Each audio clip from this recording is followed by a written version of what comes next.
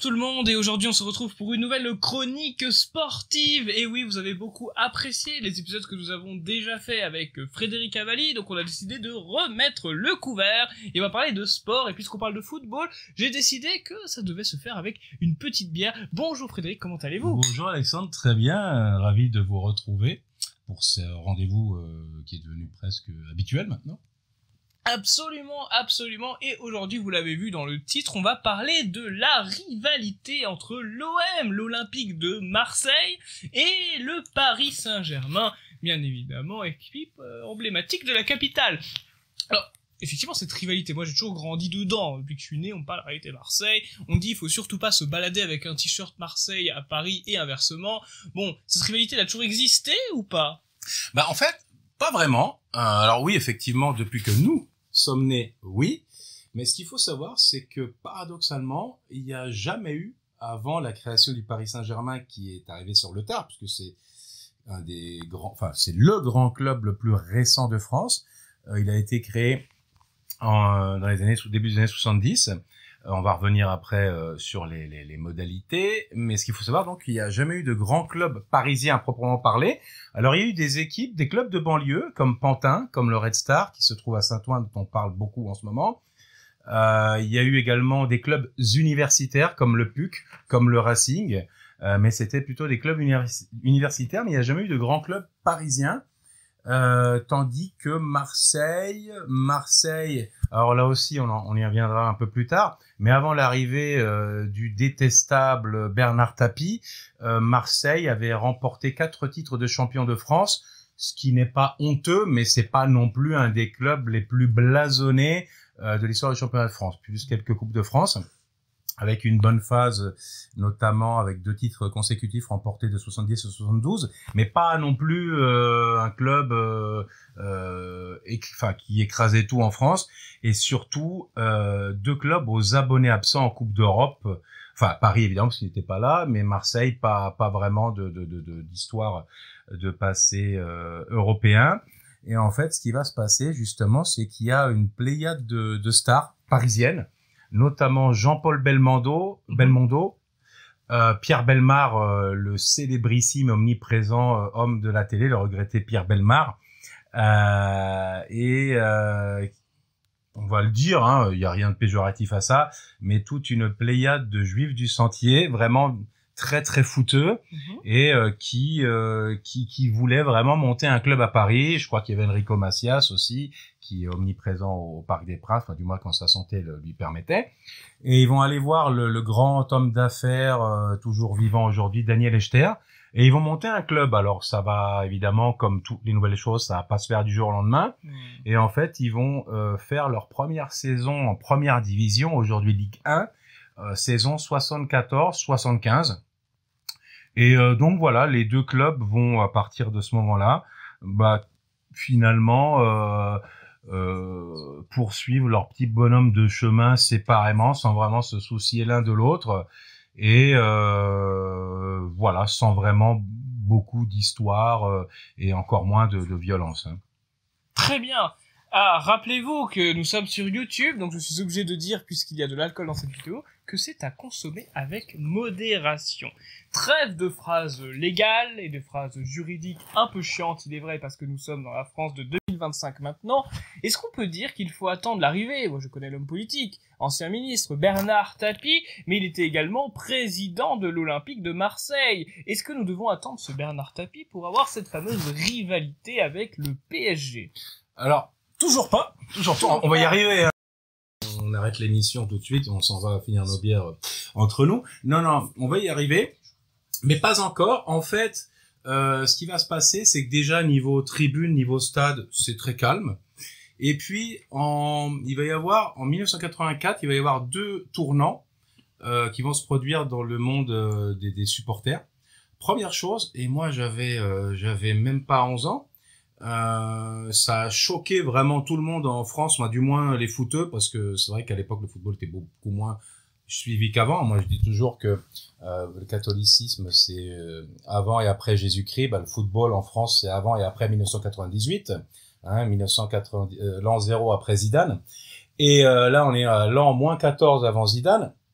Et justement, en 1984, il y a un France-Angleterre, match amical au Parc des Princes. Et pour la première fois de ma vie, j'entends prononcer le mot hooligans. Je ne savais pas du tout ce que c'était. Et on voit des Anglais avinés débarquer au Parc des Princes, qui commencent à vouloir en découdre avec les supporters français, en l'occurrence parisiens. Et là, surprise, bah les supporters parisiens, alors en majorité des skinheads d'ailleurs, je pense, hein, animés par Serge Ayoub, qui parle souvent de ça dans ses vidéos. Bah en fait, non seulement ils vont rendre coup pour coup aux supporters anglais, mais en plus ils vont les mettre en déroute quasiment. Et ça va être un tournant dans le hooliganisme français. Avant, le hooliganisme, c'était surtout, en tout cas au niveau international, en Angleterre. D'ailleurs, un an après, il y aura la tragédie du Heysel. Et deuxième élément marquant, au niveau des supporters organisés, c'est la création en 1984 dans le virage Boulogne, qui était le virage sud du Parc des Princes, la création du groupe les Boulogne Boys. Et là, ce sont des gens plutôt violents qui vont un petit peu se calquer sur le modèle anglais ultra-violent, avec des idées très nationalistes, donc à moitié, alors beaucoup de skinheads, mais beaucoup aussi de gens, voilà, droite nationale, et comme on dit, quand on les attaque pas, ils cherchent qu'à se défendre, quoi. Et voilà, donc ça c'est en 1984. Et parallèlement à Marseille, des supporters plutôt d'extrême droite, puisque comme vous avez dû l'entendre, dans les années 80 du moins, quand il y avait encore une majorité de Français de souche, ou du moins de Blancs à Marseille, c'était une des premières grandes villes où Jean-Marie Le Pen faisait les plus gros scores, hein, avec notamment un meeting magnifique en 1998 dans un stade du Vélodrome de Marseille archi-comble. Et du coup, voilà, donc plutôt pas vraiment de rencontres fratricides, pas vraiment de rivalité sportive. Marseille était au fond du trou, milieu des années 80, quand le PSG a eu son premier titre en 1986. Et donc voilà, supporter marseillais d'extrême droite. Et en 1986, il y a un tournant. Alors ça va pas avoir effet immédiat, mais Bernard Tapie, dont on a beaucoup parlé dernièrement, puisque depuis quelques semaines, suite à la mort du regretté Jean-Marie Le Pen, on a vu tourner en boucle toujours les mêmes extraits où Bernard Tapie essaye d'intimider Jean-Marie Le Pen, qui évidemment, comme à chaque fois, ne s'en laisse pas compter. Et bien avant qu'il devienne, qu'il rentre dans la politique, Bernard Tapie était un entrepreneur aux méthodes douteuses, et donc il rachète l'Olympique de Marseille. Et évidemment, ça va être une véritable manne financière pour ce club qui va du coup rehausser son niveau de jeu. Entre ça et le LCL. Mais justement, puisque on en est à ce moment-là, 1986, j'aimerais vous demander comment est-ce que cette rivalité entre le PSG et l'OM va se traduire? Eh bien, encore une fois, il va falloir attendre, parce que oui, suspense. Figurez-vous que les 3 premières années de coexistence pacifique, en plus, il n'y a pas vraiment d'animosité entre les supporters. Alors, il faut savoir qu'au Parc des Princes, une fois que les Boulogne Boys se sont créés, bah, ils aimaient bien mettre des baffes à tous les supporters adverses qui passaient, qui croisaient leur chemin au Parc des Princes, mais il n'y avait pas d'incident grave. Mais par principe, ils n'aimaient personne. Mais à l'époque, leurs ennemis, c'était encore les Girondins de Bordeaux. En plus, il n'y avait pas vraiment de rivalité, d'inimitié politique, puisque Marseille, comme je vous ai dit, c'était plutôt des supporters d'extrême droite. Pour mémoire, même si là je saute un peu, mais il y aura Joseph-Antoine Bell, l'ancien gardien sympathique d'ailleurs, camerounais. Et quand il a quitté Marseille, qu'il est venu à Bordeaux, il y avait donc un match Marseille-Bordeaux, il a été bombardé de bananes. Voilà, aujourd'hui ce serait impensable, ou bien, si c'était le cas, le stade serait fermé pendant, je pense, une année entière. Pourquoi crevette? Parce qu'en fait, Cameroun, ça vient du portugais, Camaroès, ou comme ça, qui veut dire crevette. Le mot Cameroun, c'est vrai. Mais malheureusement, il n'y a pas le caractère racial. Oui, mais surtout, je pense pas que le hooligan marseillais moyen avait votre culture, Alexandre. Hein, dommage, parce que Marseille, crevette, odeur, ça aurait été efficace. Supulêtre, mais bon, voilà, c'était plutôt branché banane. J'aurais dû l'être plus tôt. Mais pour vous dire, effectivement, pour vous dépeindre un peu la mentalité et le racisme décomplexé des supporters marseillais qui, de ce côté-là, n'avaient rien à envier aux Parisiens. Donc Bernard Tapie arrive, et justement, c'est pas encore le milliardaire rose mitterrandien qui se fait de la pub sur le dos de Jean-Marie Le Pen, mais dès qu'il voit ça, évidemment, ça lui plaît pas, et il va commencer à épurer les éléments les plus extrémistes de droite du virage Vélodrome, et du coup, ça va être complètement dépolitisé. Il va y avoir ça va devenir un club au mieux apolitique et dans certains membres au pire des gauchistes. Et évidemment, progressivement, ça va pas se faire du jour au lendemain, malheureusement comme en France, mais il y aura le grand remplacement de la population marseillaise. Et aujourd'hui, mais on y reviendra après, on est limite, c'est le virage de Marseille, ça grouille de monde. Voilà, donc, de monde maghrébin, on va dire, voilà. C'est la deuxième ville la plus dangereuse d'Europe, selon la science Alliance. Et je crois aussi que c'est la ville la plus islamisée en termes de proportion de musulmans par habitant. On est sur autour de entre 40 et 60%. Je rappelle que les statistiques religieuses sont interdites en France et que nous aimons la légalité. Bien sûr, bien sûr. Quelle coïncidence, cela dit, vous ne m'empêcherez pas de le dire. Donc voilà, jusqu'à 1989, coexistence, on va dire, plus ou moins pacifique. Le gros rival du PSG, c'était Bordeaux, qui était le club numéro 1 en France, avec son très controversé président Claude Bèze, qui d'ailleurs était l'ennemi juré de Bernard Tapie. D'accord. Et finalement, qu'est-ce qui va se passer ? C'est sur le terrain que ça va mettre le feu aux poudres. Il y a un match pour le titre, 1988-1989. Et là, vous avez un match décisif pour le titre de champion de France dans les dernières journées du championnat. Et là, qu'est-ce qui va se passer ? Eh bien, à Marseille, les Marseillais frappent vraiment comme des mules. Ils font des fautes les plus grossières les unes après que les autres. L'arbitre, pourtant le très très célèbre, peut-être le plus grand arbitre de l'histoire du football français, Michel Vautreau, ne sanctionne pas les Marseillais comme il aurait dû, notamment des véritables attentats perpétrés par Jean-Pierre Papin et Eric Cantona, pourtant des attaquants.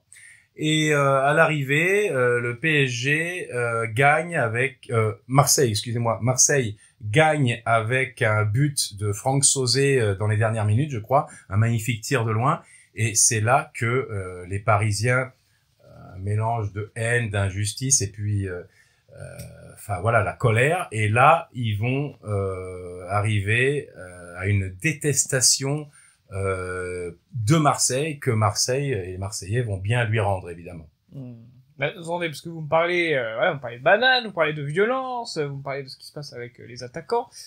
Est-ce que les forces de l'ordre agissent? Est-ce qu'ils tentent d'endiguer cette violence? Alors à l'époque, ce qu'il faut savoir, c'est que en France, et même dans le monde, on n'était pas vraiment formés pour endiguer le hooliganisme.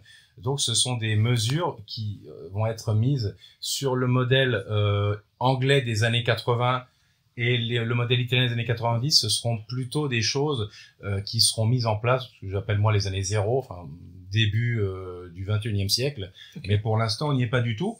Donc là, c'est sans filtre et les affrontements sont d'une violence inouïe.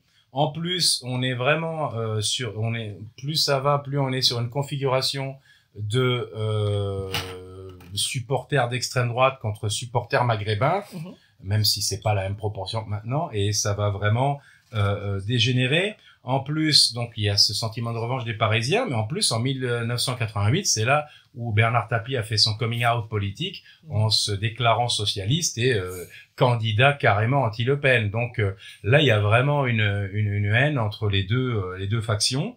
Et qui plus est, avec l'argent de Bernard Tapie, entre-temps le PSG est devenu un peu, je vais pas dire un club de seconde zone, mais un club assez modeste. Ouais. On va dire moitié de tableau, et Marseille avec l'argent de Bernard Tapie qui a fait venir, il faut le dire, je parle pas au niveau de l'éthique mais au niveau des résultats, a été un excellent président.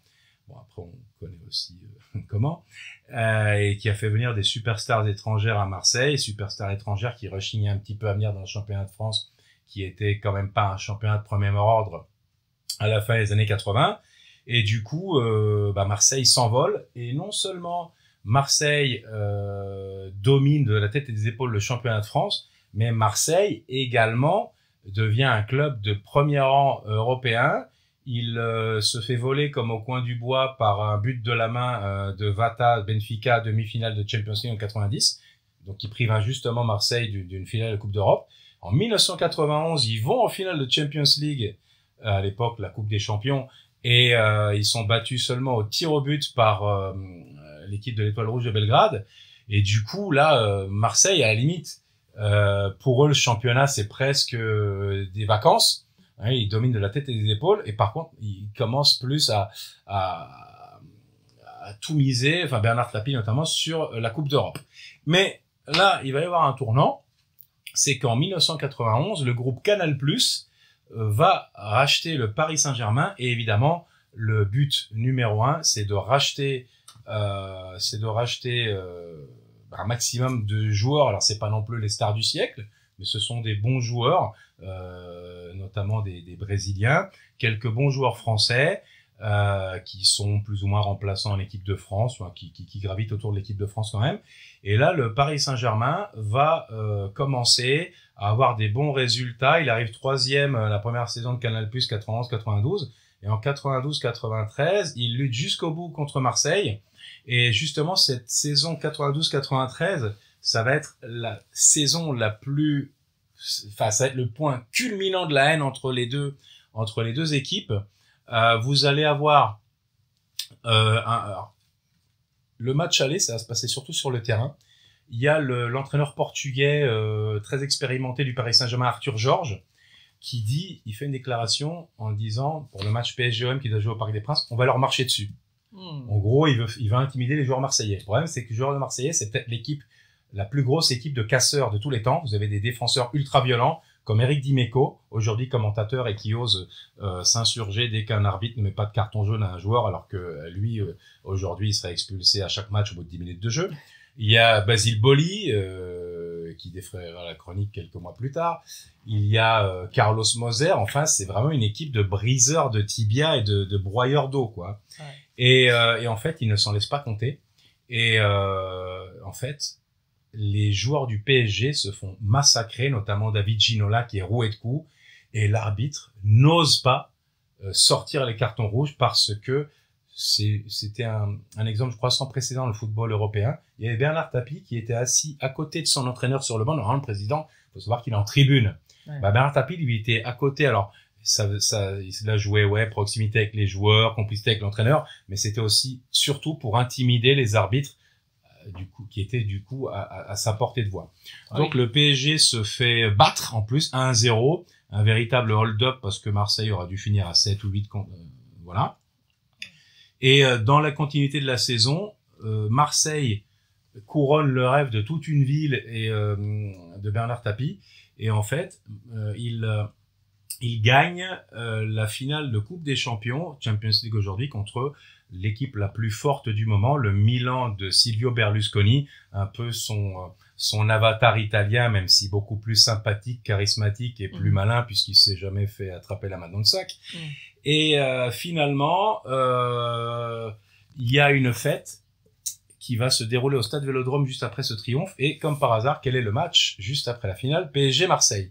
Mais entre-temps, il y a une terrible affaire de corruption qui va faire énormément de vagues. Là, on est juste aux prémices. Mais comme il y avait le match la finale de Coupe d'Europe le mercredi, Bernard Tapie, pour son match de championnat contre le modeste Valenciennes, décide de corrompre 2 joueurs de Valenciennes. Finalement, ils se font griller, et ils passent aux aveux, et du coup, pendant cette période-là qui dure une semaine, il y a une énorme suspicion de corruption. Mais les masques ne tomberont qu'après. Et finalement, ce qui va se passer, c'est que dans cette ambiance-là, Bernard Tapie voulait que le match soit très facile à gérer pour les Marseillais, pour qu'ils arrivent en forme au grand rendez-vous contre Milan. Et ce qui se passe à ce moment-là, c'est que en plein milieu du match, les supporters du PSG, à l'époque, il n'y avait aucune surveillance, quasiment aucun filtre, balance des fumigènes, des feux d'artifice sur les supporters marseillais en tribune. Et ça se termine, enfin il y a plusieurs interruptions du match. Finalement, pour la petite histoire, c'est Marseille qui gagne 1-0 avec un but de Basile Boli, lui-même buteur déjà en finale de la Coupe d'Europe contre Milan. Et ça se termine vraiment en bagarre dans les tribunes. Enfin, c'est un traumatisme. Je pense que cette saison 92-93, tant au point sur le plan footballistique que sur le plan supporter, c'est le point culminant en termes de violence du football français. D'accord. Voilà. Donc là on est vraiment arrivé point culminant. Saison 93-94, le Paris Saint-Germain renverse la vapeur parce que beaucoup de joueurs quittent Marseille pour passer à autre chose parce qu'ils se disent qu'ils pourront jamais faire plus qu'il y a une Coupe d'Europe. Puis certains vont à un championnat beaucoup plus huppé et comme le championnat d'Italie. Et également le Paris Saint-Germain se renforce et puis aussi pendant toute une saison l'ombre de la sanction sportive qui plane et finalement le PSG remporte son deuxième titre en 1994. Marseille arrive deuxième et ensuite descend en deuxième division pour sanction sportive. Et là, la page tapis se tourne, justement. Vous parlez par exemple de fumigènes sur les supporters.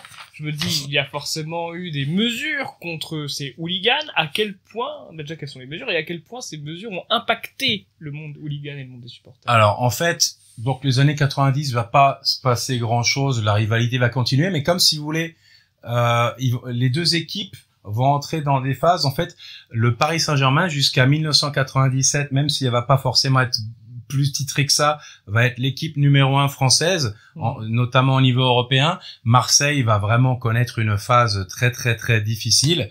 Donc il y aura plus cette rivalité au niveau sportif, mais il y aura quand même des affrontements, ou alors il y aura quand même des choses assez violentes.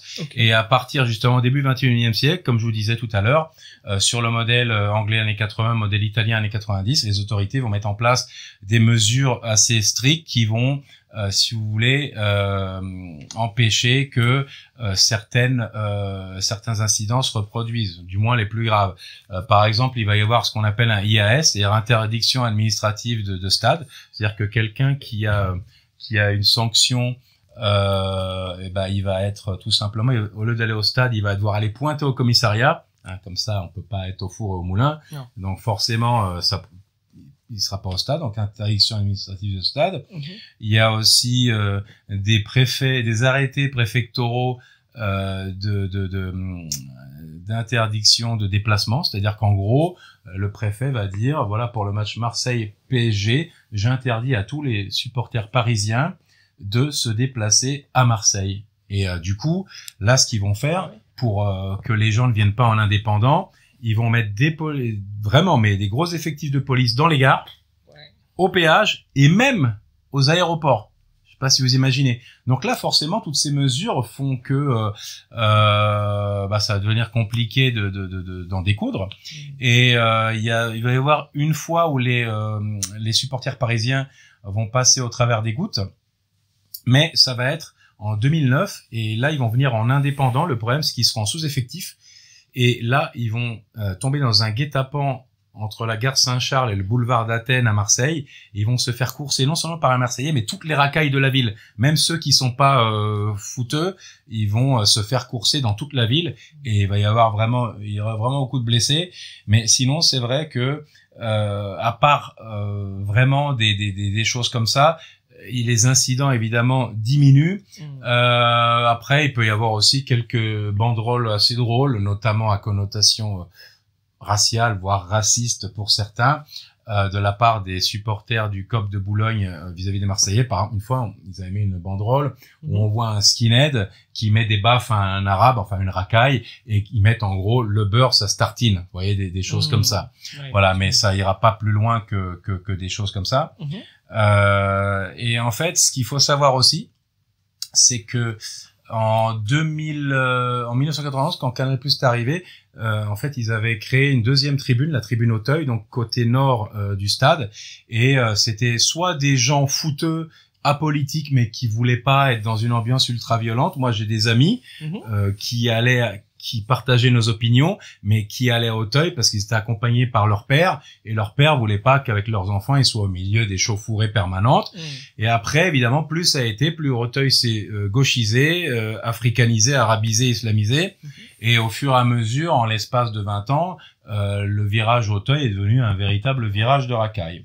Voilà, donc c'est là, quand je vous dis tout ça, on est arrivé en 2010 à peu près. Très bien, 2010, justement, pour la dernière décennie, il n'y a pas qu'Auteuil qui s'est arabisé, qui s'est africanisé, il y a également les supporters de football et même les joueurs de football qui se sont africanisés.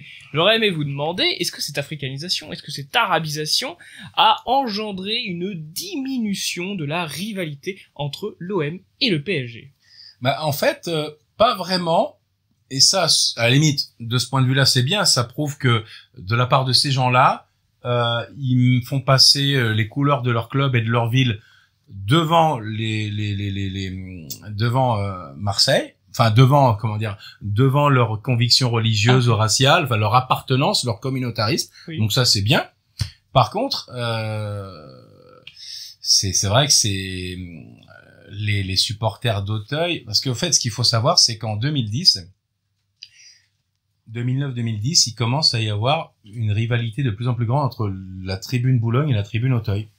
Il commence vraiment en gros, c'est vraiment sur le thème du racisme, hein. C'est-à-dire que les uns sont traités d'arabes, on va rester dans le cadre de la loi, même si ce ne sont pas mes propos, mais ceux des supporters extrémistes parisiens, et les autres vont traiter de fachos. D'accord. Voilà. Du coup, ce qui va se passer, c'est que vous allez avoir des affrontements en marge du match, dans le même stade, les supporters, les deux factions des mêmes supporters qui vont se taper de façon très violente. Et en 2010, il va y avoir un certain monsieur Laurence qui va être lynché par des racailles qui vont le laisser pour mort.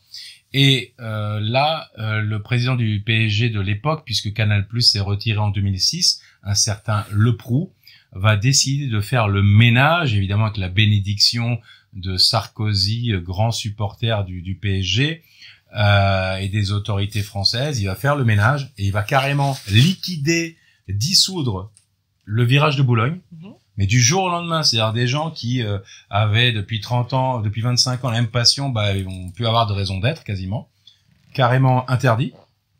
Et le virage d'Auteuil, plus ou moins, il va les faire bouger en tribune pour ensuite les remettre, mais de façon officieuse, enfin une petite magouille. Mais en gros, le but, c'est d'éliminer les éléments les plus violents du stade, mais aussi finalement, pas dire forcément de gauchiser les supporters, mais en tout cas d'en supprimer les éléments les plus racistes et aux idées les plus nauséabondes, comme dirait l'establishment. Et on se dirait, mais tiens, pourquoi ce tel empressement? Et en fait, pourquoi? Parce que backstage, excuse-moi pour cet anglicisme, il y a les Qataris, les richissimes Qataris, qui commencent à négocier le rachat du PSG, évidemment. Et ils ne veulent pas, un président qatari ne veut pas forcément d'une majorité de supporters islamophobes. Donc on comprendra après que tout ceci était quand même voulu. Voilà. Ce qui fait qu'aujourd'hui, si vous voulez, vous avez les seuls supporters, on va dire, organisés, ce sont des racailles de banlieue parisienne qui viennent supporter le Paris Saint-Germain. Et évidemment, ils ont plus la même puissance, parce que ce qu'il faut voir, c'est que le COP de Boulogne, dans les années 80-90, faisait peur à tout le monde, et ils ont mis à l'amende des supporters qui étaient considérés comme des terreurs, notamment Chelsea, des clubs italiens et la Juventus de Turin, enfin, et le PSG faisait vraiment peur à tout le monde.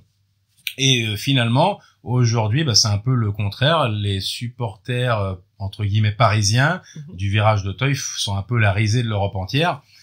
Pour preuve, la saison dernière, ils se sont fait, pas dire ratonner, mais ils se sont fait tabasser par les supporters italiens du Milan, qui, j'en sais quelque chose, ne sont certainement pas parmi les plus violents d'Italie. Donc en fait, c'est vrai que ça s'est atténué. Alors évidemment, lorsque nous sommes des tenants de l'ordre comme nous, on ne peut que s'en réjouir. Par contre, c'est vrai que le côté rivalité a un petit peu perdu de son piquant. Alors, petite anecdote, parce qu'on avait parlé des années 2010-2020, enfin 2010-2015, à la Juventus de Turin, il y avait un joueur nord-coréen, un célèbre joueur nord-coréen, je mettrai son nom au montage parce que voilà, c'est un nom coréen, mais il y avait un joueur nord-coréen à Juventus. Voilà, c'est une anecdote assez peu connue, donc je me permets de la placer. Voilà, j'espère que, chers auditeurs, vous avez apprécié cette chronique sportive sur la fameuse rivalité entre l'OM et le PSG, Paris contre Marseille, fameuse rivalité dans tous les domaines, y compris le sport. Je vous remercie, Frédéric Avalli, d'avoir accepté mon invitation. Eh bien, Alexandre, c'est moi qui vous remercie, et puisqu'on en est au remerciement, je tiens à remercier des anciens de Boulogne, notamment Greg, Alexandre et Renan, de m'avoir aidé à préparer ce sujet, puisque comme vous ne le savez maintenant que trop bien, je suis plutôt axé football italien. Donc c'est vrai. Et d'ailleurs, on pourra retrouver certaines de vos chroniques sportives sur Riposte Like également, parfois. Enfin, oui, c'est ça, c'est des articles. Oui, Pierre Cassan. Oui, voilà. Pierre Cassan. Voilà, qui a eu la gentillesse de relayer mon émission sur l'africanisation du français. Absolument. Et le carton que ça a fait, Pierre Cassan n'y est peut-être pas étranger, et m'autorise parfois à écrire des articles sportifs sur Riposte Laïque. Absolument. Que nous saluons aussi. N'hésitez pas à écrire en commentaire quel thème dans le domaine du sport vous voudriez voir traité, et je rappellerai bien évidemment Frédéric Avalli pour préparer cette émission. Pensez à commenter, pensez à adhérer, pensez à liker, pensez à partager, et bien évidemment, je ne pouvais pas finir cette émission sans avoir bu ma bière.